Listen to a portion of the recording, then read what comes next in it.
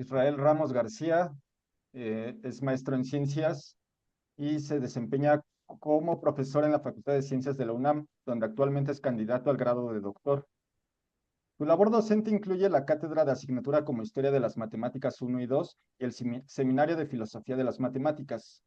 Su línea de investigación principal aborda el desarrollo histórico y filosófico de las matemáticas antiguas, con especial énfasis en su continuidad e influencia dentro del pensamiento matemático contemporáneo.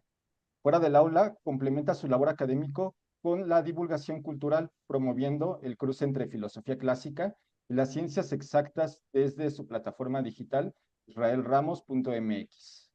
Pues adelante, Israel, muchas gracias. Adelante. Sí, muchas gracias Miguel por la presentación.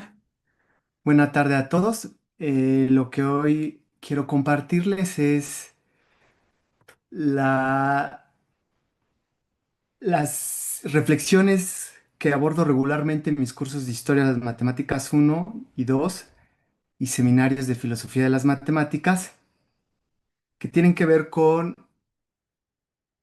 valorar y dimensionar el impacto que puedan tener los métodos de las matemáticas antiguas en las matemáticas modernas, toda vez que muchos de esos métodos se perdieron en los anales de la historia y otros vienen a fungir como fundamento de métodos modernos. Entonces, la charla la he titulado El impacto a las matemáticas antiguas en las matemáticas modernas. Me gustaría comenzar con el legado de la geometría antigua y lo que vamos a abordar en esta charla, que la letra dice. Esta plática explora métodos geométricos que subyacen al arte milenario de resolución de problemas en la antigüedad, contrastándolos con el álgebra y el cálculo modernos. Buscamos el significado primigenio de conceptos matemáticos que a través de la historia se han vuelto irreconocibles u olvidados en los en los anales de la historia. Entonces, lo que ustedes pueden ver en la ilustración es una ilustración que elaboré en el que sintetizo tres de los cuatro de los cálculos más importantes que realizó Arquímedes. En la primera figura es el cálculo del área de la espiral, sin la necesidad del cálculo integral, el cálculo de la pirámide, perdón, del cono, que en la figura que está debajo de la espiral está como una aproximación por medio de pirámides de bases poligonales. La figura de la inferior derecha, la esfera, como lo calculó Arquímedes, que es aproximándolo a través de inscribir polígonos de 4n lados en el círculo máximo de la esfera y revolucionar esa figura e irlo aproximando al volumen de la esfera. Y la que está colorida, que es el resultado más importante de Arquímedes, en el que relaciona el volumen del cilindro, el volumen de la esfera y del cono, en el que el cono tiene la misma base que el cilindro y la misma altura, y la esfera tiene como altura la misma que la del cilindro, y cuyos polos son tangentes, como se puede ver en la figura, a las tapas del cilindro. Entonces Arquímedes mostró que el volumen del cilindro es 3 medios del volumen de la esfera y el cilindro es 3 veces el volumen del cono. Entonces, como ahí podemos notar, él no va a dar, los antiguos no dan ninguna fórmula para encontrar eh, áreas o volúmenes. Entonces, una pregunta interesante que uno analiza en los cursos de historia y filosofía es cómo es que los antiguos calculan todas estas áreas y volúmenes de figuras complejas sin la necesidad del cálculo integral. Y por ejemplo, en el caso de la área de la superficie de la esfera o volumen de la esfera, sin la necesidad de una unidad de medida. Entonces, eso es lo que quiero compartirles. Entonces, cuando uno analiza este tipo de métodos, nos podemos plantear, como lo comenté al principio, si estos métodos antiguos son cimientos de métodos modernos o, por el contrario, si estos métodos antiguos están por sobre los métodos modernos en su capacidad resolutiva a la hora de resolver problemas, valga la redundancia. Y al mismo tiempo, preguntarnos si de no ser ninguno de los dos casos anteriores y darse el caso de la pérdida de estos métodos, cómo rescatar de los anales de la historia estos métodos antiguos y si tienen validez en la modernidad en la medida en la que puedan ayudar a la facilidad de resolución de problemas e incluso como propedéutica para la mejora de la enseñanza del cálculo y por cálculo me refiero al cálculo en general. Bien, entonces lo que nos interesa discutir o compartir con ustedes es cuatro grandes problemas que se abordaron en la antigüedad que van a tener un impacto muy profundo en las matemáticas modernas. Uno de ellos es la cuadratura del círculo, que como se ve ahí en el icono naranja, círculo naranja y espiral azul celeste, Arquímedes va a calcular la cuadratura del círculo calculando la tangente a esa espiral, que incluso él inventa esta espiral para ese cálculo. Un método que está asociado con la cuadratura de cualquier figura rectilínea, que se llama el arte de soldar cuadrados, o el método de aplicación de áreas, como le llamó Proclo, uno de los comentadores de Euclides, este griego a quien se le atribuye el primer libro en matemáticas, en el cual está basado prácticamente todo nuestro conocimiento lógico y formal del arte de resolver problemas y de demostrar proposiciones en matemáticas. El tercer problema que tiene que ver con una generalización del anterior, que es el arte de soldar cubos, y que nos va a permitir una generalización del teorema de Pitágoras al espacio, sí, y que está perdida en la modernidad, no está señalada o siquiera eh, citada como una posible generalización basada justo en estos métodos de soldar cuadrados, pero para el caso del espacio, el, el- el arte de soldar cubos. Y como último problema, una demostración geométrica del teorema fundamental del álgebra que da Gauss a la edad de 22 años, en el año de 1799, que está basada en toda esta tradición geométrica milenaria, porque este arte de soldar cuadrados y arte de soldar cubos es del 500 años antes de Cristo. Estamos hablando de 2500 años de tradición, pero en general el problema de la cuadratura de cualquier figura, sea rectilínea o curvilínea, tiene aproximadamente 4000 años de civilización. Es una tradición milenaria. Bien, entonces como habíamos comentado, ¿cómo calculan áreas y volúmenes los antiguos sin una unidad de medida? Podrá sonar extraño ahora en la modernidad, pero la unidad de medida en geometría se introduce en 1637 con la publicación de la geometría de René Descartes. Entonces, cuando uno lee estos libros y hace un análisis comparativo, lo que uno se puede preguntar es, bueno, entonces, ¿cómo hicieron geometría los antiguos durante, si estamos hablando del año 1637, estos métodos son del 500 años antes de Cristo, estamos hablando de más de 2000 años de tradición en el que se hizo cálculo sin una unidad de medida. Entonces eso es lo que comento ahí, que a la letra dice, durante más de 2000 años, la geometría operó sin una unidad de medida o una operación producto definida.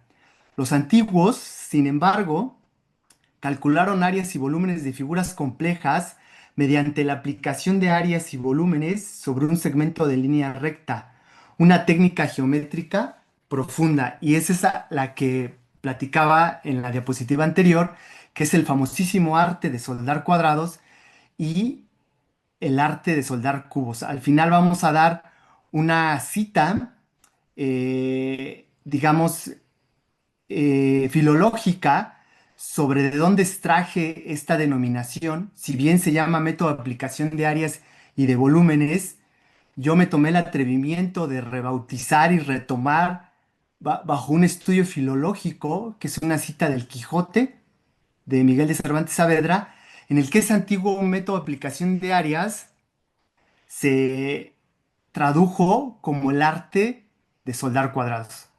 No lo dice así explícitamente, lo dice de otra manera, yo lo traduzco así en la parte geométrica y al final vamos a ver la razón de ser de esa definición, digamos.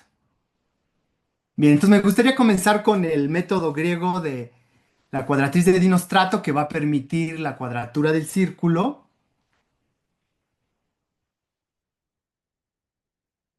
Pues ahí como se puede ver en la animación, esos dos movimientos continuos, el movimiento circular uniforme de la línea recta AE y el movimiento rectilíneo uniforme de la línea paralela a la base del cuadrado AD, la intersección genera una curva que en la antigüedad se llamó la cuadratriz de Dinostrato. Como se puede ver, esas dos líneas siempre está definido el punto de intersección rojo, salvo cuando llegan a la base del cuadrado AD. Ahí hay una indeterminación. Esas dos líneas coinciden y ese punto F no está determinado de manera única porque los puntos de intersección de hecho son el segmento de línea recta AD. Entonces esta indeterminación se va a traducir algebraicamente con términos modernos cuando uno analiza este tipo de cálculos con un límite del tipo L'Hopital 0 entre 0.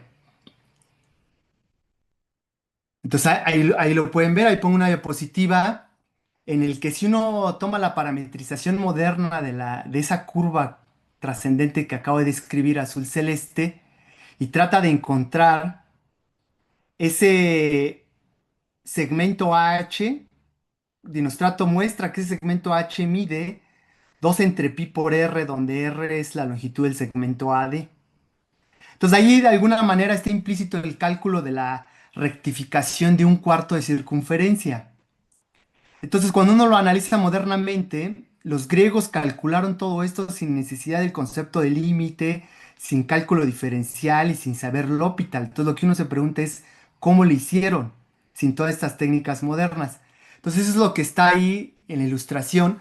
Si uno aplica L'Hopital y quiere calcular cuánto va la h, se reduce a ese límite. El límite cuando y tiende a cero de y entre la tangente de pi entre 2r por y.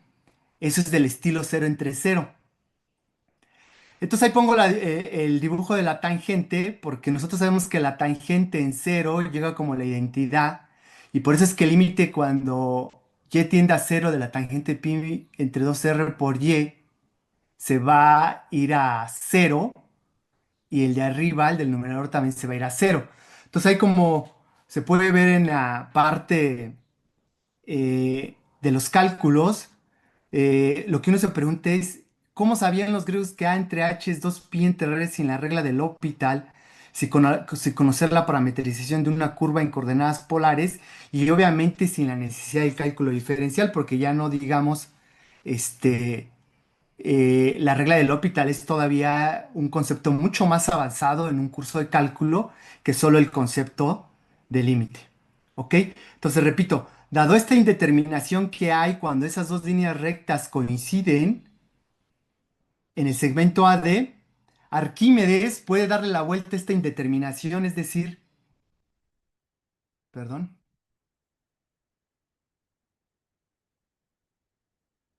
si me pueden confirmar si ya se puede ver otra vez normal la pantalla.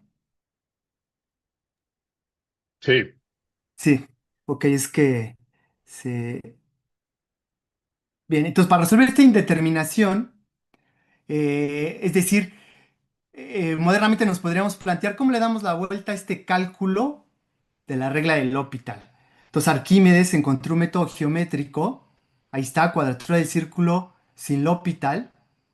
El problema de la cuadratura del círculo fue abordado en la antigüedad por Arquímedes a través de construir un triángulo rectángulo cuya base fuese igual a la circunferencia del círculo.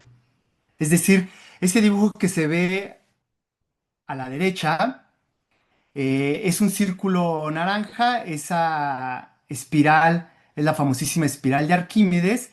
Si en la primera revolución le tomamos la tangente a esa espiral, que es esa hipotenusa del triángulo que está pintado de rojo, Arquímedes demuestra que ese triángulo rectángulo, cuya altura es el radio de ese círculo naranja y cuya hipotenusa es la tangente a la espiral en ese punto donde como se puede visualizar en la figura, ese triángulo rectángulo tiene la misma área que el círculo naranja.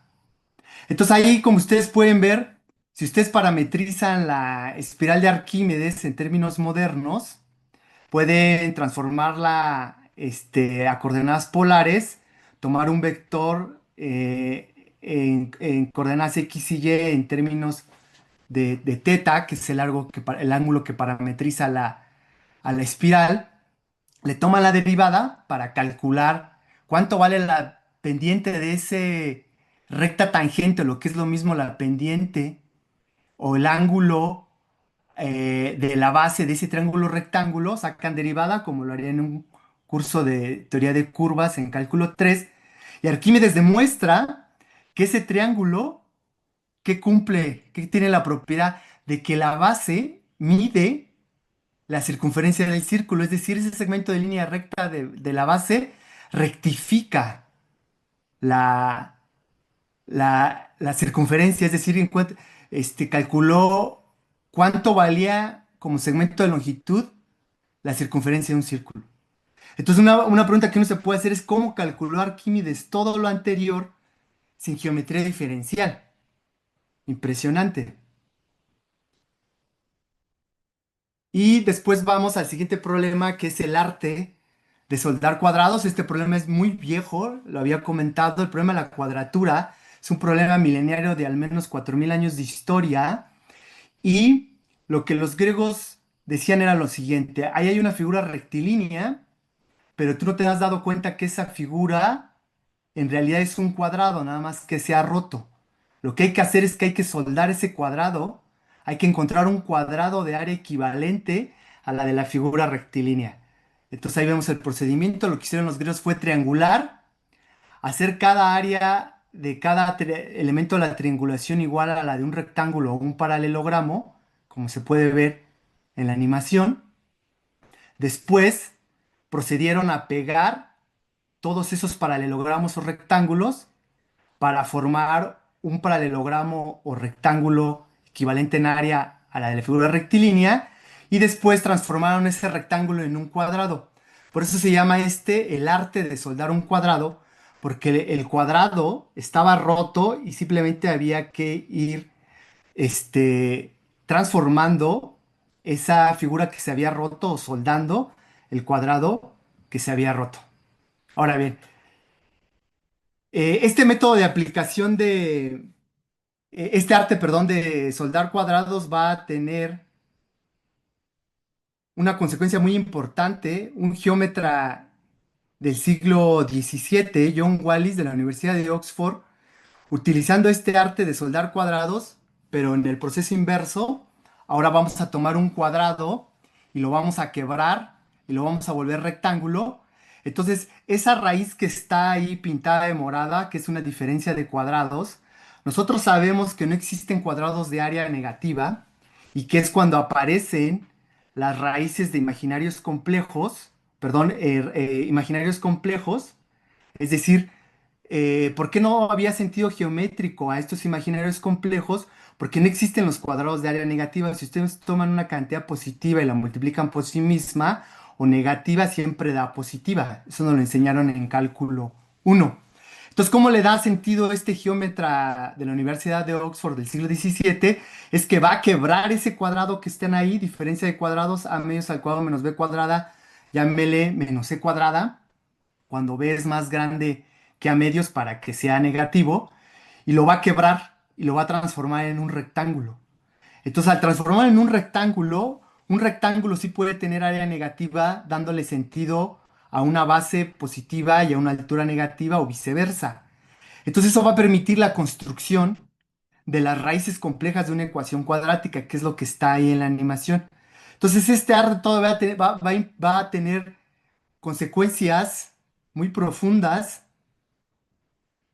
Estamos hablando del siglo XVII, 1600, todavía 2000 años después va a tener consecuencias este arte para dar la construcción de las raíces complejas de una ecuación cuadrática, como muestro en esta animación. Esos vectores naranjas que se están viendo ahí en la animación, primero son raíces reales, después cuando ese círculo blanco sale de la base de ese triángulo cuyo uno de sus lados está pintado de morado, se vuelven raíces complejas. Entonces, repito, este método geométrico de construcción de raíces complejas, noten, ese vector naranja, la parte real, que es la verde, y la parte morada, la parte imaginaria, no son ortogonales como modernamente representamos a los números complejos. Entonces, repito, todavía esto va a tener impacto 2000 años después en esta técnica del arte de soldar o de quebrar cuadrados.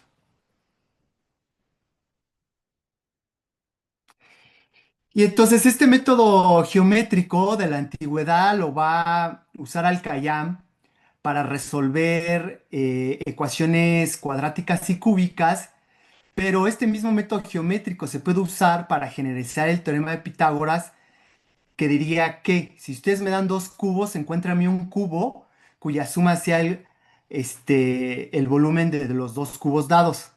Entonces ahí sí es el procedimiento geométrico. Quiebro el cubo y lo transformo en un paralelepípedo de base, la del cuadrada del cubo verde. Después los pego y lo transformo en un paralelepípedo. Y después el paralelepípedo lo quiebro y lo transformo en un cubo. Esto es un método geométrico que Al-Khayyam usaba para resolver ecuaciones cúbicas. Entonces aquí podemos ver cómo geométricamente, repito, podemos tener una generalización del teorema de Pitágoras que no está en los libros. Quiebro el cubo y lo transformo en un paralelepípedo de base cuadrada a la del otro cuadrado. Después pego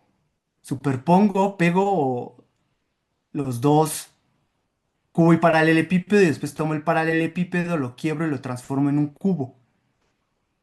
Y entonces obtengo un algoritmo geométrico para sumar cubos. Ahora, este método geométrico se puede generalizar.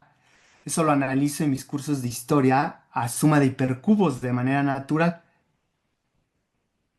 Y aquí vemos el método antiguo que usó Al-Khayyam para resolver ecuaciones cuadráticas, que se conoció como el método de aplicación de áreas por exceso o el método de aplicación de áreas por defecto. Ahí donde va a aparecer la animación, ¿en qué consiste ese método? Ustedes me dan un segmento A y un área.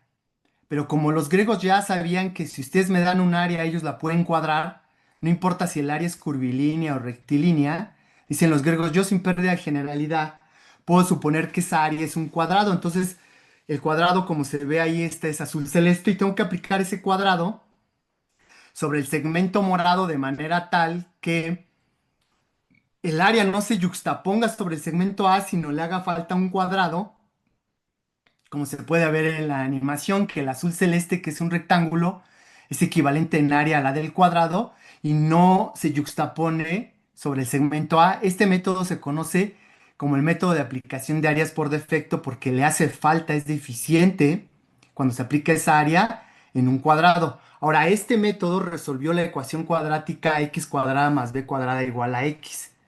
Así lo hizo Al-Khayyam en el siglo XI, el gran matemático y poeta árabe del siglo XI. Entonces, ahora, el método de aplicación de áreas por exceso, ¿en qué consiste? Ese va a resolver la ecuación cuadrática x cuadrada más menos ax igual a b cuadrada, como se puede ver en la animación. Ahora, ¿de qué se trata? Ahora sí, el área equivalente al cuadrado azul celeste se va a aplicar sobre el segmento morado de manera tal que exceda. Ahí está excediendo en un cuadrado, como se puede ver. Entonces a esto los griegos le llamaron el método de aplicación de áreas por exceso, porque excede el área que se aplica sobre el segmento morado, fuchsia, perdón, en un cuadrado. Entonces, este método es de Al-Khayyam.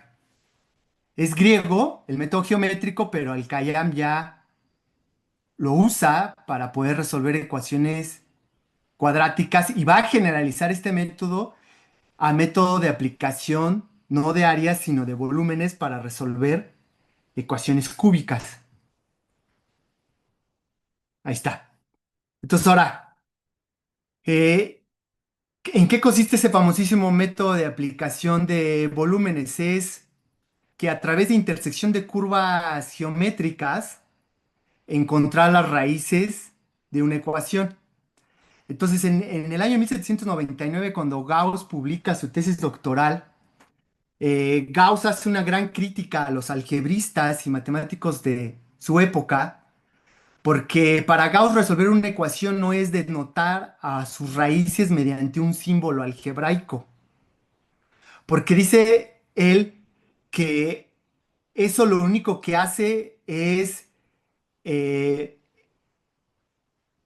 expresar sin resolver, porque dice, yo ya dudo que para ecuaciones de quinto grado yo pueda encontrar un símbolo algebraico para denotar las raíces, lo que ahora modernamente conocemos como la solución de una ecuación por radicales, encontrar una fórmula para resolver cualquier ecuación de grado n con coeficientes reales. Ya Gauss a la edad de 22 años duda de esa posibilidad. Entonces Gauss se circunscribe en ese sentido a la tradición geométrica antigua, milenaria de todo este método de resolución de ecuaciones algebraicas a través de intersección de curvas geométricas o a través de este método de aplicación de áreas y método de aplicación de volúmenes, porque resulta que las cónicas, que son curvas que resuelven las ecuaciones cúbicas, se caracterizan vía el método de aplicación de áreas. De hecho, su nombre proviene, lo vamos a ver al final, de ese método que inventó la escuela pitagórica. Entonces, Gauss va a construir las raíces de cualquier ecuación de grado n con coeficientes reales como intersección de dos curvas algebraicas. Y eso da continuidad a toda esta tradición milenaria griega, a la tradición de Al-Khayyam, para poder encontrar las raíces de una ecuación. Ahora, cabe señalar que Gauss está encontrando tanto las raíces reales como no reales. Eso es muy importante. Entonces ahí como se muestra en la animación, eh, del lado izquierdo tenemos esas dos curvas algebraicas de grado 5 cuyas intersecciones determinan las raíces de esa ecuación de grado 5 con coeficientes reales. Y del lado derecho son esas dos superficies que construye Gauss de manera tal que cuando las intersecta sobre el plano z igual a cero, determinan esas dos curvas algebraicas y sus intersecciones, las respectivas raíces de la ecuación. Entonces lo que estamos viendo ahí es el origen del dominio complejo ya vislumbrado por Gauss a la edad de 22 años. Entonces, repito, toda esta tradición geométrica viene de toda esta tradición milenaria griega, incluso anterior, porque comentamos que esta tradición de la cuadratura viene en la que está basada los métodos geométricos de resolución de ecuaciones cuadráticas y cúbicas, tiene al menos 4000 años de existencia. Ahora bien, aquí es lo que yo les comentaba, que es lo que se regularmente suelo analizar, de dónde vienen todos estos conceptos que hemos olvidado a través de los anales de la historia y específicamente la palabra algebrista. ¿De dónde viene el origen de la palabra algebrista? Entonces resulta que el Quijote, eh, en la página 658, capítulo 15, hace una cita de lo que significaba algebrista para su época.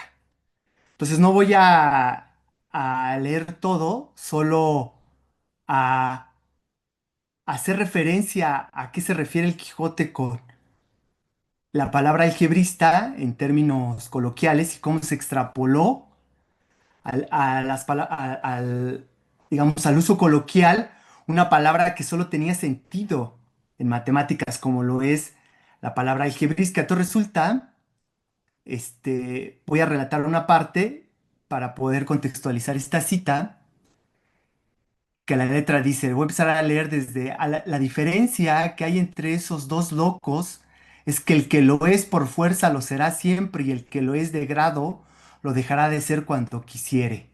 Pues así es, dijo Tomé Cecial. Yo fui por mi voluntad loco cuando quise hacerme escudero de vuestra merced, y por la misma quiero dejar de serlo y volverme a mi casa. Eso os cumple, respondió Sansón, porque pensar que yo he de volver a la mía hasta haber molido a palos a Don Quijote es pensar en lo excusado, y no me llevará ahora a buscarle el deseo de que cobre su juicio, sino el de la venganza, que el dolor grande de mis costillas no me deja hacer más piadosos discursos. En esto fueron razonando los dos hasta que llegaron a un pueblo donde fue ventura hallar un algebrista, con quien se curó el Sansón desgraciado. Tomé Cecial se volvió y le dejó, y él quedó imaginando su venganza, y la historia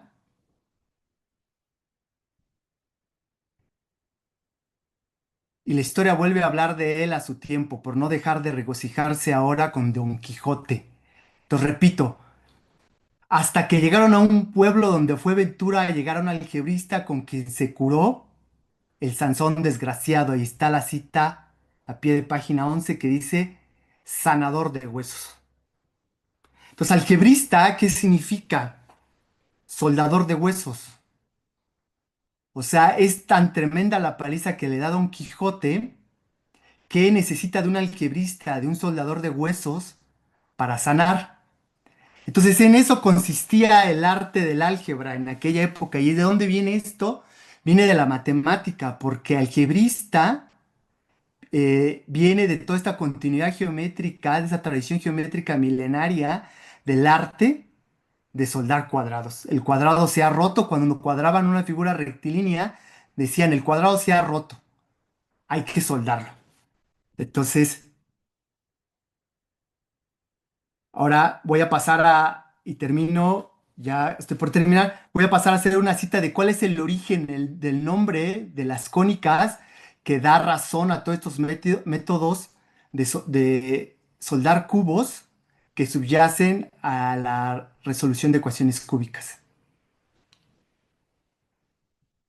Y esta cita la extraje de Proclo. Ahí en la figura del lado izquierdo está la construcción de una hipérbola definida como aplicación de áreas por exceso, que es lo que significa hipérbole tonjorión. Aplicar en griego antiguo al español es hipérbole tonjorión, es aplicar una área de manera que exceda, aplicar una área sobre un segmento dado de manera que exceda esa área, que es lo que vimos que yacía para resolver una de las formas de las ecuaciones cuadráticas.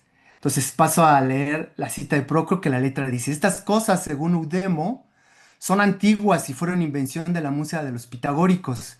Quiero decir, la aplicación de áreas por yuxtaposición, por exceso y por defecto. Los geómetras posteriores tomaron estas denominaciones de los pitagóricos y las trasladaron a las líneas llamadas cónicas, de modo que una de ellas nombra la parábola, otra la hipérbola y otra la elipse, mientras que los hombres de la antigüedad, semejantes a dioses, veían que estos términos significaban la construcción de áreas en el plano sobre una línea recta finita.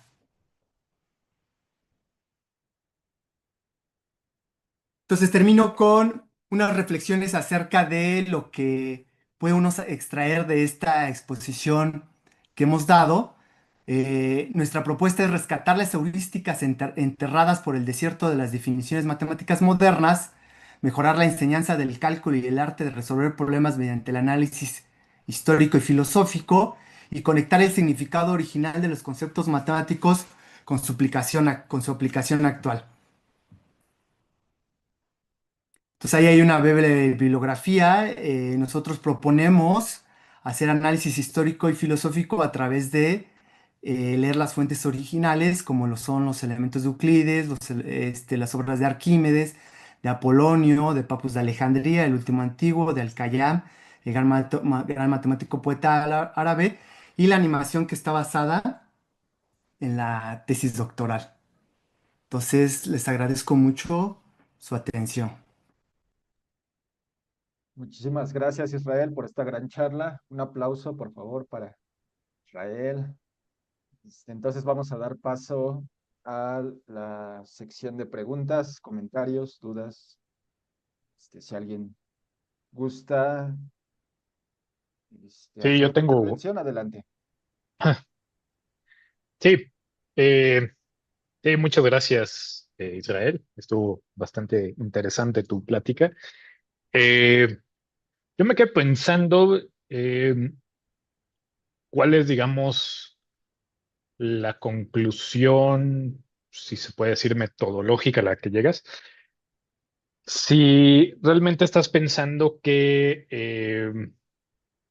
todos los métodos matemáticos, en este caso, por ejemplo, el cálculo diferencial, se pueden reducir a métodos geométricos, o más bien estarías pensando en cuestiones de caso por caso, ¿no? O sea, y dependiendo obviamente del contexto histórico, etcétera, etcétera. Entonces, eso es como mi primera pregunta. Sí, muchas gracias, Jorge. Bueno, como tenemos poco tiempo, no Sí, me dio tiempo de como detallar otras cosas, pero digamos que en los cursos de historia y filosofía, eh, regularmente hacemos una cita de un gran historiador francés de mediados del siglo XIX, si la memoria no me falla, Paul Tannery, que decía que los antiguos no habían encontrado métodos y que en ese sentido la modernidad podría estar por por encima de los métodos geométricos antiguos porque ellos no encontraron métodos generales, pero lo que hemos analizado a finales del curso de Historia 1 y Historia 2 es que eso es falso. Los métodos antiguos, eh, que están basados en estos métodos geométricos, son estados primigenios de métodos muy modernos como el teorema fundamental del cálculo que se puede ver finales de cálculo 1, principios de cálculo 2, porque la idea esencial que subyace a el teorema de valor intermedio de la integral en el que está basado una de las versiones del teorema fundamental del cálculo, ya está presente en Arquímedes hace más de 2000 años. Pero no solo eso, sino que los métodos geométricos los hemos comparado con los métodos modernos de sumas de Riemann, de cálculo de series, y superan en mucho los métodos antiguos a los métodos modernos. Entonces, eh, curiosamente, este enfoque geométrico se ha ido perdiendo justo por la introducción de la unidad de medida.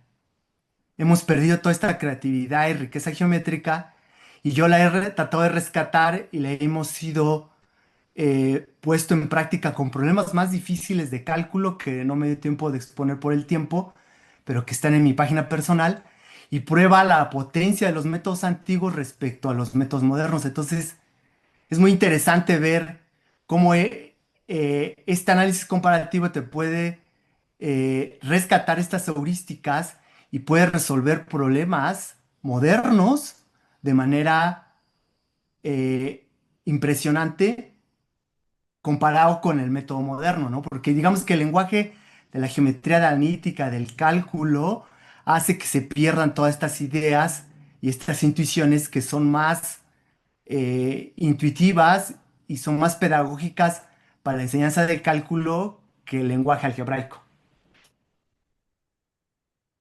sí, sí, justo, o sea, me pongo a pensar, eh, o sea, entonces estás, o sea, como que tu tesis es un poco más fuerte en el sentido de que dices, no solo los métodos antiguos están de alguna manera contenidos en los métodos modernos, sino más bien los métodos antiguos son incluso más poderosos expresivamente, ¿no? Exacto. Eh, ok, o sea, entonces, pero por ejemplo, ¿qué le dirías así como a la gente que dice, en el caso particular de Newton, ¿no? O sea, en los principios de matemática, sabemos que Newton, mucho de las cosas, de las demostraciones que hizo fue con pura geometría, ¿no?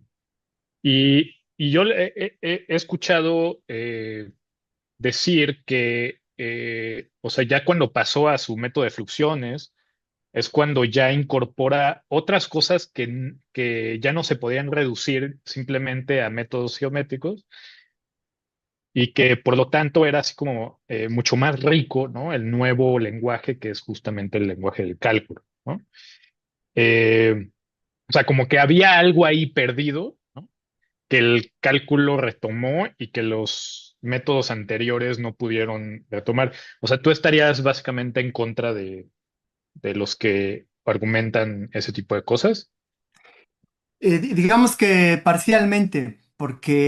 porque, por ejemplo, yo en mi curso de historia, uno, qué bueno que citas a Newton, recupero una demostración, un redescubrimiento que hace Newton de la segunda ley de Kepler con ideas, este método del arte de soldar cuadrados, con eso lo demuestra la segunda parte del Principia, si lo abren, inicia con esta demostración del redescubrimiento de la segunda ley de Kepler con el método de aplicación de áreas o el arte de soldar cuadrados de Euclides.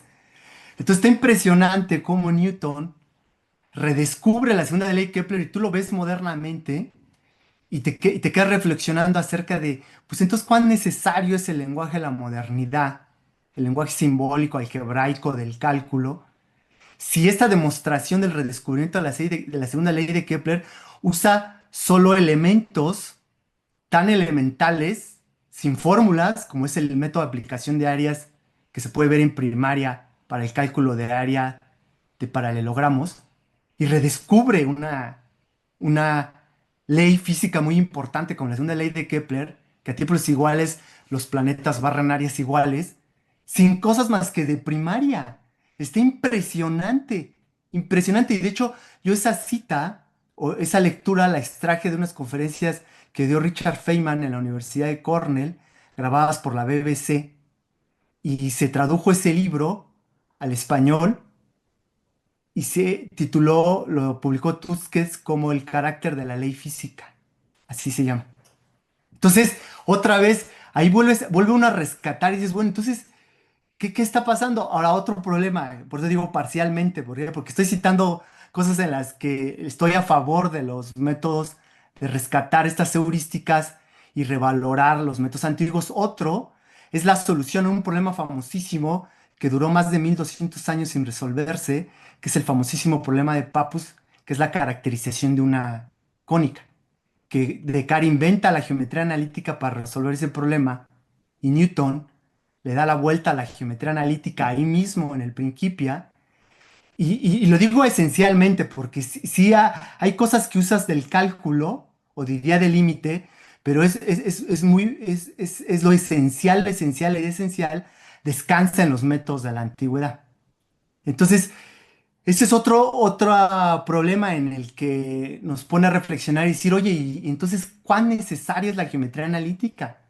Porque hay otro problema que yo suelo poner a mis estudiantes, que resuelve Apolonio en el libro 2 de sus libros de cónicas, y con geometría analítica se complican demasiado y se les hace muy difícil, y con técnicas antiguas es muy elemental, muy, muy elemental de primaria.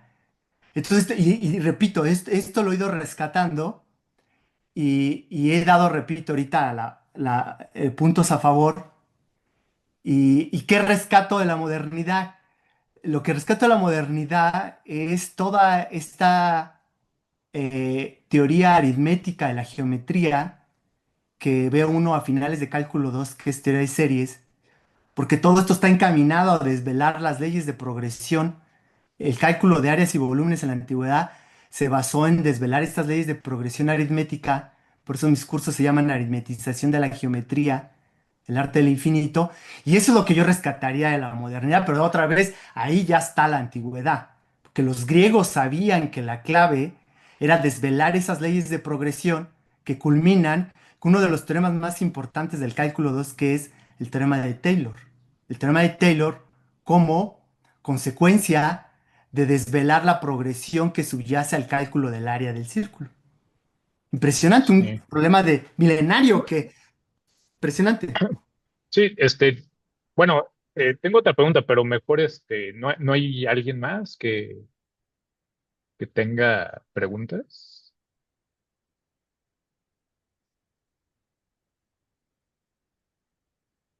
Bueno, sí, no, ya para terminar, o sea, lo que me quedo pensando más bien es justo en torno a la heurística que tú mismo mencionaste, es en qué medida nosotros podemos decir que, o sea, de alguna manera todos los otros lenguajes, lo que llamas los lenguajes modernos, no son tan necesarios y que de alguna manera la geometría los contiene e incluso tiene mayor poder expresivo. Eh, si a veces, por ejemplo, los procesos de descubrimiento son tan complejos que justo para que haya cierto tipo de descubrimientos es necesario que la matemática avance, ¿no? O sea, que no se quede únicamente al mismo nivel, sino que haya nuevos elementos, aunque digas, ok, esos nuevos elementos se podrían reducir a los viejos, aún así, al menos heurísticamente, esos nuevos elementos fueron importantísimos para que se pudiera descubrir, no sé, ciertos aspectos de la física, ¿no? Eh, entonces, o sea, ¿en qué momento, o sea, por eso es como a veces, digo, si tú estás de acuerdo con esto que estoy diciendo, estoy también de acuerdo contigo. Eh, lo que, lo que no entiendo es justamente cómo trasladas eso al ámbito del descubrimiento, del proceso de descubrimiento, si todos estos nuevos métodos también pueden ser muy fructíferos, ¿no? O sea, eso es lo único, ya me callo. Ajá, a ver si entendí la pregunta, Jorge. Fíjate, Sí, em, un aforismo de mi hermano, que también es matemático, él es investigador ahí en el Centro de Ciencias Matemáticas de la UNAM, y me decía que muchas veces los problemas abiertos, difíciles, pasan por descubrir el lenguaje correcto en el que se tiene que plantear el problema para resolverse, que es un poco lo que yo entiendo tu inquietud, tu aportación de, claro, esas nuevas formas, esos nuevos lenguajes, como lo puede ser el lenguaje del álgebra, el lenguaje de la geometría analítica, el lenguaje del cálculo, el lenguaje de la teoría de grupos, etcétera, ¿no? Hemos visto cómo ha progresado la matemática porque gracias al descubrimiento de esos nuevos lenguajes en el que se han expresado estos problemas, se han podido resolver. Pero justo. está la otra parte que te comento, que es cuando llega alguien como Newton y te dice, mira, no necesitas la geometría analítica. Llega alguien como Arquímedes, Alcayam y te dice, mira, no necesitas el lenguaje del álgebra. Mira. Entonces, todo, que es lo que un poco les compartí aquí a manera muy resumida, este, entras en una disyuntiva. Decir, claro, sí, los lenguajes nuevos son importantes, pero cuando la misma historia te plantea que no era necesario para esos grandes problemas, entonces te plantea la reflexión. Entonces, ¿cuándo sí es necesario, no? Porque podría uno pensar que ese problema ha permanecido miles de años abierto o sin resolver porque está aguardando el lenguaje correcto en donde se exprese para que se pueda resolver. Y eso es lo impresionante, porque ¿quién no te dice que puede llegar alguien y te diga, mira, no necesitabas este lenguaje tan sofisticado, sino necesitabas solo esta observación elemental, que es un poco lo que les he querido compartir, que esta riqueza Claro. de los métodos geométricos griegos todavía tiene mucho que aportar a la modernidad, porque hemos resuelto muchos problemas modernos con estas técnicas, y con eso termino, para no extenderme más.